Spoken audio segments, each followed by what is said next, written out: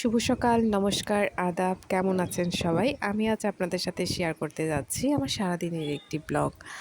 আজ সকালে ঘুম থেকে উঠেই দেখছি টিপটিপ করে বৃষ্টি পড়ছে। ঘূর্ণিঝড় রেমালের প্রভাবে এই বৃষ্টি। দেখুন বৃষ্টির পানিতে ভিজে চারদিক কেমন সবুজ সবুজ হয়ে আছে। আর ঘুম থেকে উঠতে দেরি হয়ে যাওয়ায় তাড়াতাড়ি নাস্তা সেরে চলে গেলাম রান্নাঘরে দুপুরের আয়োজন করতে। আজ দুপুরের আয়োজনে ছিল রুই মাছ দিয়ে ডালের বড়ি আর তেলাকচু শাকের ঘন্ট। তাই প্রথমে আমি ডালের বড়িগুলোকে একটু লাল লাল করে ভেজে নিচ্ছিলাম, যেন রান্না করার সময় ডালের বড়িগুলো ভেঙে না যায়। আর তেলাকচু শাক তো আপনারা কম বেশি সবাই চেনেন। এটি অনেক উপকারী একটি শাক। আর ঘন্ট বলতে বোঝাচ্ছিলাম বিভিন্ন ধরনের সবজি দিয়ে যখন শাক রান্না করা হয়, চট্টগ্রামের ভাষায় তাকে ঘন্ট বলা হয়। আর আমি আজ শাকে ব্যবহার করেছি গাজর, বরবটি আর আলু। আর মসুর ডালও দিয়েছিলাম, যদি আরও অন্যান্য সবজিও ব্যবহার করা যায়। আর এই যে দেখছেন আমি একটি সাদা কালার মিশ্রণ ঢেলে দিচ্ছি। এটিকে বলা হয় পিটুলি। এটি সাধারণত চালের গুঁড়া বা আটা দিয়ে বানানো হয়।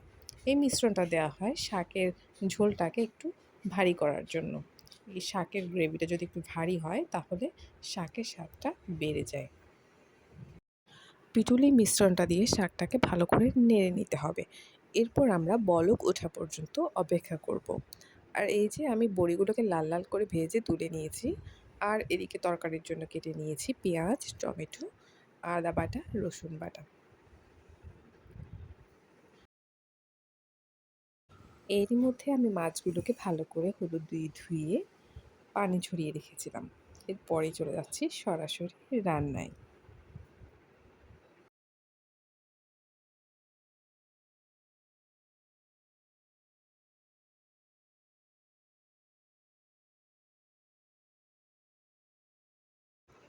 এই তো প্রথমে আমি মাছ রান্নার প্রিপারেশন নিচ্ছি। পেঁয়াজ আর টমেটোকে একসাথে দিয়ে ভালো করে ভেজে নিচ্ছি। যেহেতু টমেটোটা সিদ্ধ হতে একটু সময় নেয়, সেজন্য আমি মাছ বা মাংস রান্না করার আগে টমেটো এবং পেঁয়াজ একসাথে করে ভেজে নিই।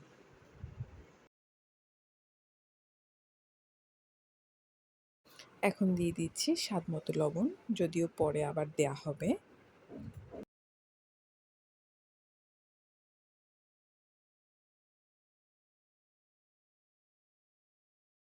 টমেটো আর পেঁয়াজগুলো একটু ভাজা ভাজা হলে এর মধ্যে আমি দিয়ে দিচ্ছি একটু পানি, যাতে নিচে লেগে না যায়।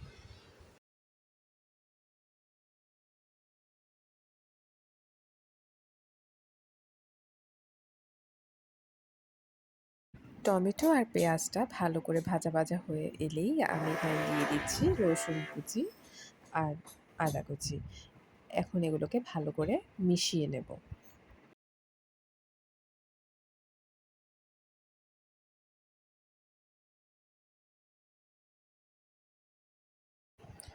আদা রসুনকে আমি একটু সময় ধরে কষিয়ে নেব, যাতে মশলার কাঁচা গন্ধটা না যায়।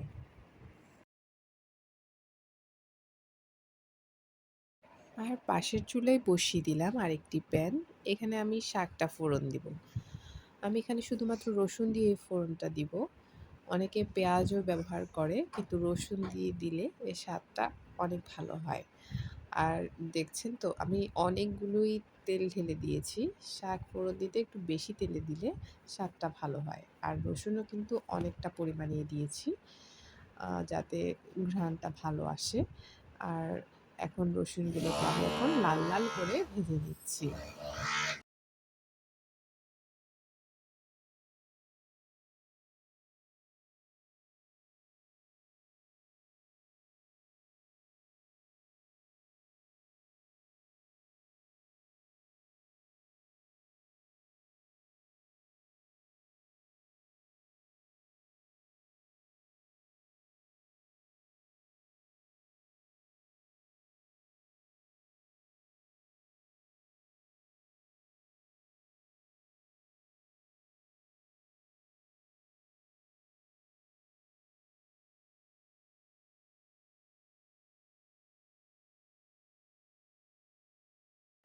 দেখুন রসুনটাকে আমি একদম লাল লাল করে ভেজে নিয়েছি।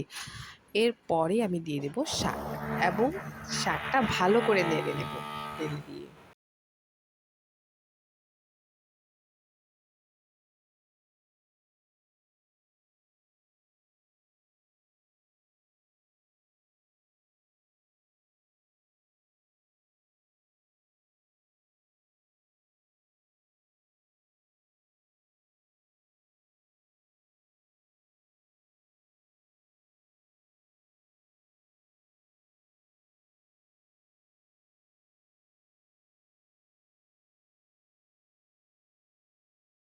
আর এদিকে আমার মাছের জন্য আদা রসুনটা ভালো করে কষানো হয়ে গেছে।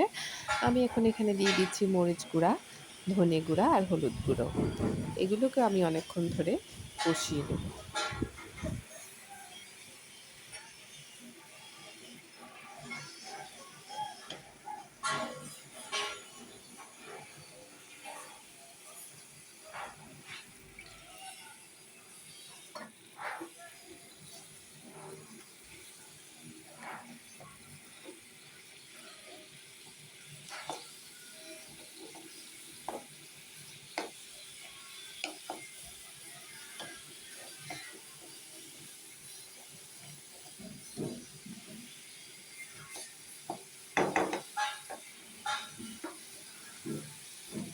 যে মশলা কষাতে কষাতে তেলটা যখন ছেড়ে দিয়েছে তখন আমি এখানে দিয়ে দিচ্ছি পানি। পানি দিয়ে মশলাটাকে আরও একটু ভালো করে কষিয়ে নিতে হবে।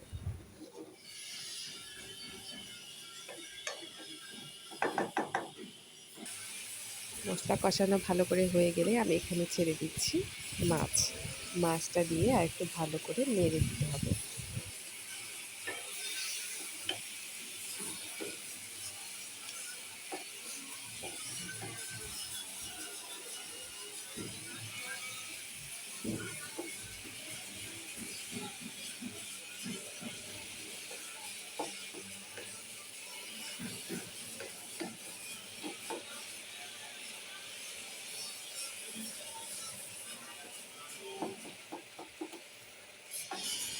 এই যে আমার মাছগুলো ভালো করে কষানো হয়ে গেছে, এখন আমি এখানে বড়িগুলো দিয়ে দেবো।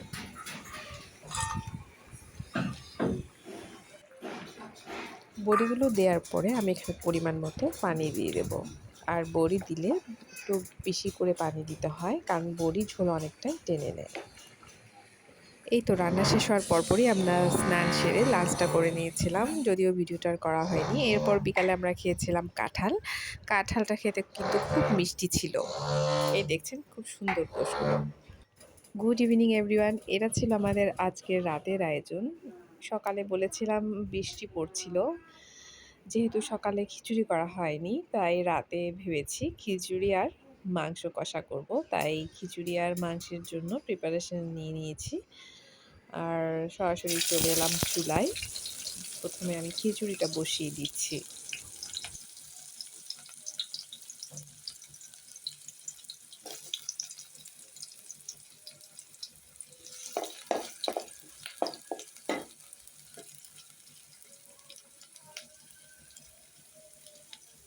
পেঁয়াজটা ভাজতে ভাজতে ইলেকট্রিসিটি চলে গেল। ওই যে ঘূর্ণিঝড় রেমালের কারণে চারদিকে ইলেকট্রিসিটি অনেক সমস্যা করছিল। তারপর এই যে আমি পেঁয়াজের সাথে গোটা গরম মশলা দিয়ে দিয়েছি, এগুলোকে আমি এখন একটু হালকা করে ভেজে নিচ্ছি।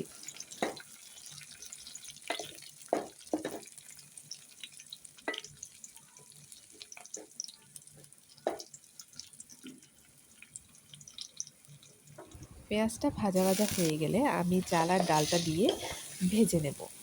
আমি এখানে ২ ধরনের ডাল ইউজ করেছি, মসুর ডাল আর মুগ ডাল।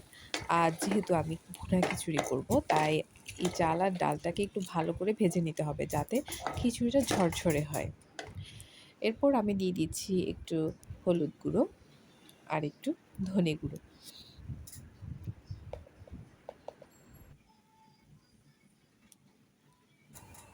এরপর দিয়ে দিলাম একটু আদা কুচি আর একটু রসুন কুচি।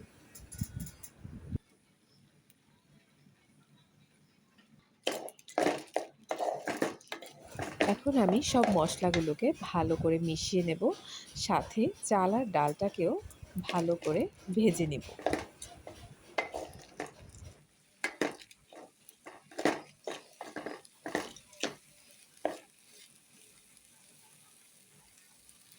চাল আর ডাল ভালো করে ভাজা হয়ে গেলেই দিয়ে দেব পরিমাণ মতো পানি। আর হ্যাঁ, লবণ কিন্তু এখন দিবেন না, চাল ডাল ফুটে ওঠার পর। আর এদিকে আমি চিকেন কষাটা আজ হাতে মাখা বানাবো, অর্থাৎ মশলা সব একসাথে দিয়ে তেলে ছেড়ে দেবো।